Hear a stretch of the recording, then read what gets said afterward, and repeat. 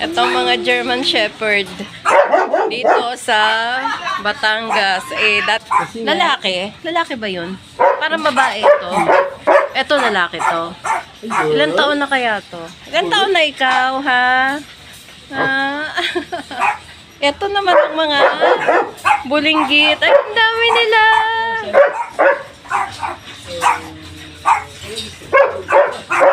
Ang dami. Oh, kaharutan pa, oh. Sige, harot. Itong mga alaga nila. Alam nyo, naguguluhan ako between French Bulldog, American Bulldog. Basta, there's some kind of a bully. Mamaya, tatanong natin yan kung ano sila.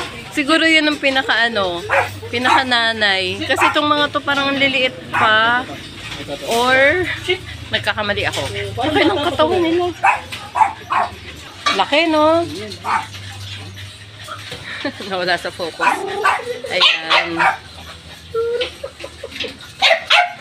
2, 3, 4, 5, 6. Tanong natin mamaya kung mga anak yan. At ito ang nanay. Yun. Ang cute nila. Hindi na kayo malilet go. Kala nyo. Tama lang yung ganitong cage kasi hindi naman sila gaano lumalaki. Ay, hindi. Kailangan mataas ng konti. Eto. Anong pangalan mo? Hala, sige. Hala, sige, kamot. Oh, may sugat siya sa mukha. Siguro ano yan, kakaharot. Oo, dyan, tatama sa ano. Uy. Guruchi! Laki ng paa, oh. Tingnan mo, paa pa lang. Pag nadaga ng kanyan. Guruchi! Laki ng mukha eh. Ay, ang cute. Paano ba? Oh, saan? Oh, yan. Paano? Oh. Nilidilaan yung kamay ko. Ikaw po. Kamusta ka naman po? Ikot dito, ikot dito. Puro pala ano to? Puro flat nose? Oo, puro. Mainit ang ulo mo? Ha? Mainit pa ulo?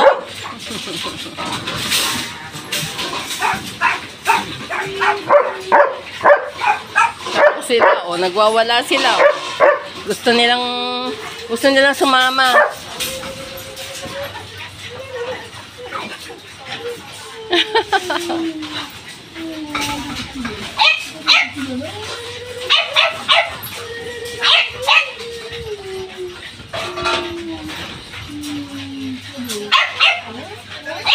Nagkakagulo. Wala na. Sumabit na lang siya, oh. Ang cute. Mga pango. Mga legit na pango. Ayan. Bye-bye.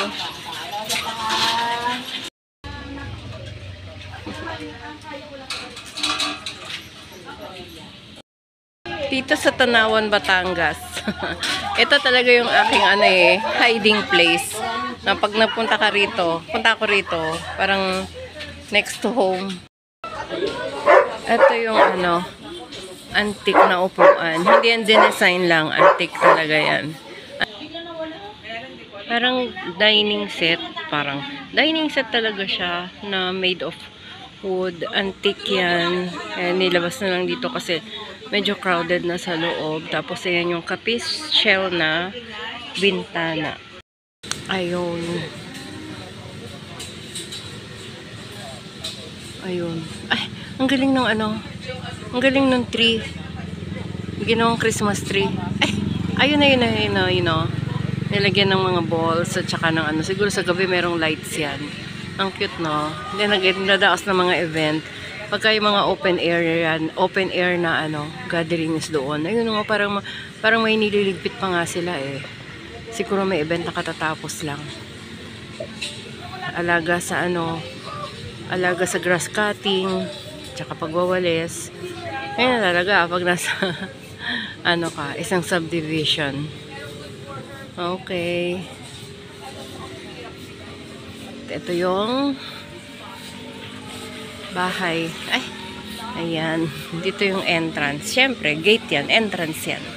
And then yung details ng bahay, siguro hindi ko naman show sa inyo for privacy. Ang layo na talaga niya simula nung huling punta ko. Pati yung mga sakayan na iba na.